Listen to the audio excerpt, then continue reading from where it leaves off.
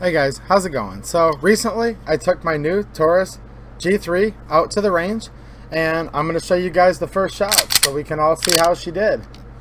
Now before I do that, real quick here, like I've said before, I have some Patreon supporters and I really appreciate you guys. And to show how much I do, here's a teaser for a couple upcoming videos of guns that some of my Patreon supporters have showed interest in and said they might like to see a video on. So pretty soon here, you guys are going to see a video on the Beretta BM Model 59.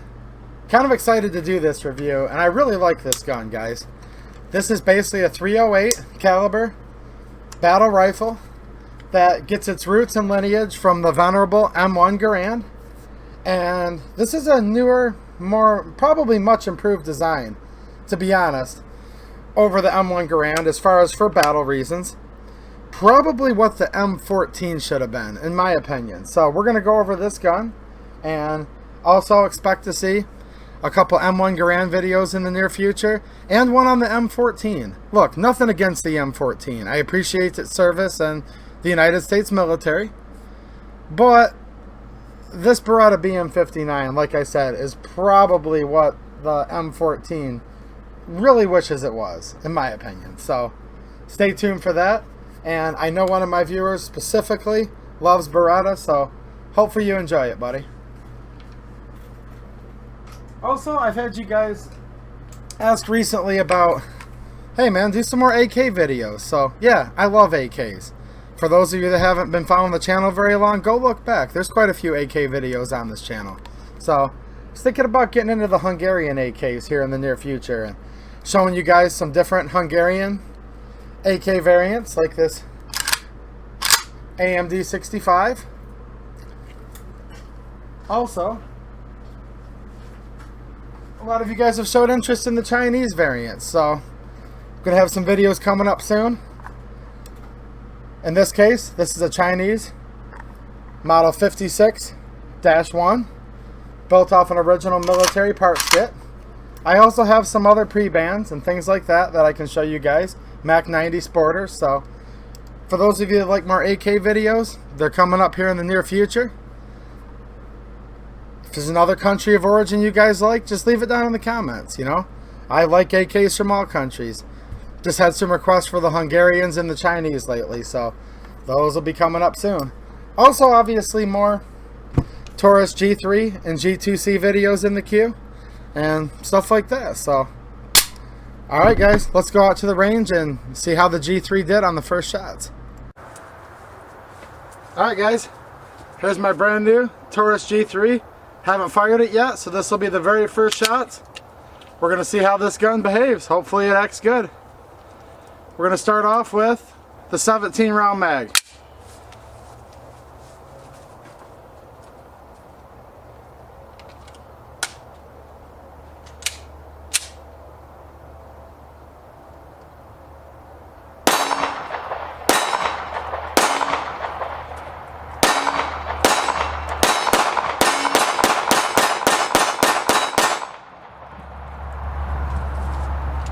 Alright, slide locked open. Nice trigger, by the way.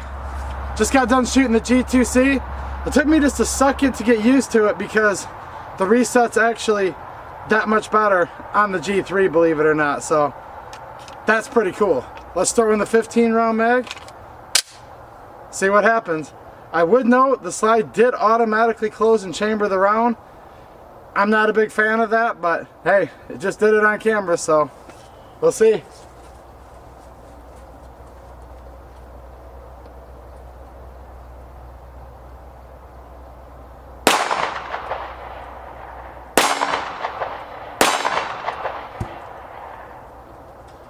Knocked over my target.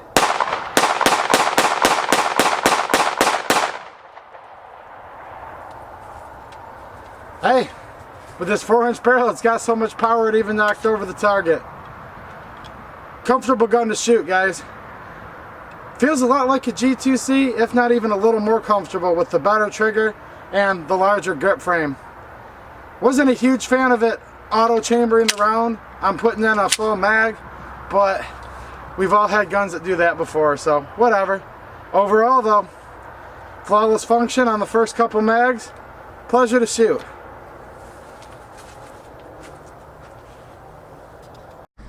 Alright, as you guys can see, it shot great. Trigger pull, really, really nice. Substantial upgrade over the G2C. And in my opinion, the G2C trigger's just fine, but definitely a smoother pull with the newly designed trigger safety. The little blade here, big improvement. The reset on it seems even much shorter and more crisp than the G2C. So I was very, very pleased. And as far as the ammo I used, I briefly showed you guys in the shooting footage. I used the two cheapest ammos I could find. As far as this is the cheapest brass ammo, just 115 grain federal ball ammo. This stuff I can get as cheap as around $8 a box right now for 50. You know, this is a 100 count box, but around $8 per 50 count. And the Tula ammo, which I'm currently getting at like $6.19 for 50 rounds. So there's been a lot of discussion about steel cased ammo, guys. Look, I'm not going to try to change anyone's mind right now, but for me, I like to shoot steel case. I don't only shoot steel, but let's face it, when you're talking $8 for 50 versus, you know, $6.20, you're talking the difference between like maybe 16, 17 cents a round for this and like around 12 cents a round or so for this. So when I get a new gun that I want to spend some time on the range with, it being able to shoot steel is kind of a prerequisite for me.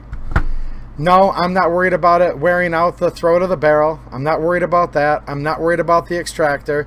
Steel case is a much softer metallurgy. Now, is steel case appropriate for all guns? Probably not. Am I telling you that you should use steel? Heck no. Shoot whatever you guys want. I'm just letting you guys know I shoot steel cased ammo. I don't have a problem with it. I also shoot plenty of brass, so thought I'd do one mag of each, and it did great on both. Now, the one little thing with this gun that I didn't care for, and I don't really want to call this an issue, but it kind of is for me, is the fact, as I showed you in one of the clips they were shooting, when you take a round, now this is a snap cap, and you have a loaded mag, if you just gently insert it in there like this, the slide's going to stay open. And then you can actuate the release with your thumb and chamber the round. But that's not how I load my magazines in my gun. Because too many times I've been at the range in the past and seen people, you know, go to click the mag in, they think it's in, they take their first shot and the mag falls out. You guys have probably seen it happen. Maybe it's happened to you. It's happened to me before anyways. So the way I load my magazines, this is just me, is I just insert the mag almost all the way in, and then I give it a good slap. That way I know the magazine's in there. I've never broken a gun doing this, but I know in that case when I give it an abrupt slap. The other thing is too, is if you're in a moment of stress and you need to reload your magazine or load the gun up, you know, fresh, with your fingertips just gently inserting it, that's kind of more of a fine motor skill. You could find yourself kind of freezing and cramping up under times of stress. You know, we've all had it happen before.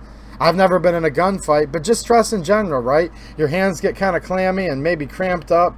And sometimes it feels like you have paws almost more than fingers at that point, right? So I like the gross motor movement of just a slap. I know the mag's in there now. It's not going to drop free after the first round. And I know I'm going to have, in this case, 17 rounds. So I'm going to show you guys what happens here with this gun. Here's the 15 round mag with one snap cap in it. As I showed you before, if you just gently baby it in there, it's not going to close the slide. That's not how I load my mags. So I'm going to do this. I do it faster in real life, but just in slow motion here, I basically stick it in most of the way, right? Where it's about to there. And then I give it an abrupt slap. And you can see it automatically chambers the round. Now, I've met people before, friends of mine and stuff, and people online that say they love that feature. People have even called it the auto-loading feature, where you just give it that slap, it automatically goes into battery. I like to be more in control of what my gun does. So, for example, before the slide releases on my gun, I like to do either one of the two. Let me load this round up real quick again. I'm going to hold the slide release so it doesn't close. Okay. Sometimes, and this is all personal preference, guys, this isn't meant to be a training video. Some people like to push down on the slide release to chamber their round. Okay. I'm fine with that. At least I conscientiously did something to make the slide close on purpose, right? Me loading a mag, I expect to just be loading the mag. I'm not also expecting my slide to go forward and chamber around. That's just my preference.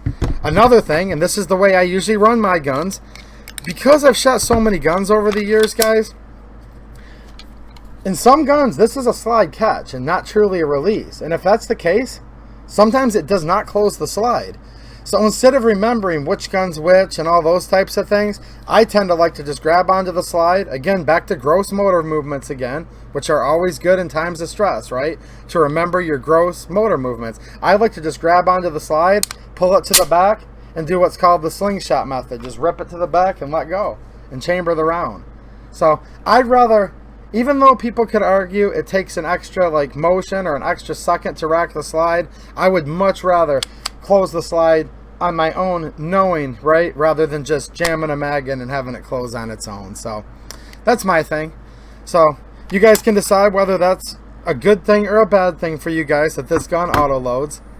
But I'm not going to put a complete knock on the gun. I still completely like it. It's a pleasure to shoot. And most of the time, if you're in a gunfight, you're probably not going to have to reload anyways. But if you did, and you look down and your slide closed, there are cases sometimes where the slide closes and like that and does not chamber around because it's closing as the mag's just going in. So you could find yourself with a dead chamber, right? Empty chamber. Another thing you could do in a time of stress is when you're just simply inserting the magazine, and this is probably what would happen to me. You would close it would close on its own. You'd go back to your manual of arms, you'd chuck a round out, there'd be another one in there, so it would close again. Well, now you're down one round.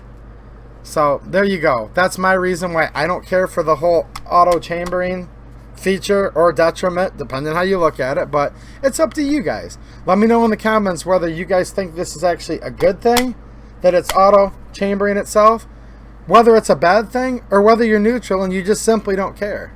And I'm fine with it either way. Just wanted to throw it out there, how I look at it. But yeah, great gun, guys. Excellent shooter. Had a lot of fun shooting it, and I definitely look forward to putting quite a few more rounds through this gun in the future. And I'll bring you guys back out to the range with me so we can see how this girl's doing, because so far I'm very happy with it. Seems like a great gun for the money. Alright guys, I'll see you guys soon in future videos. Like I said, more AKs coming up, more milsurps, and more with the G3 and the G2C. Alright, thanks for watching, and have a good one.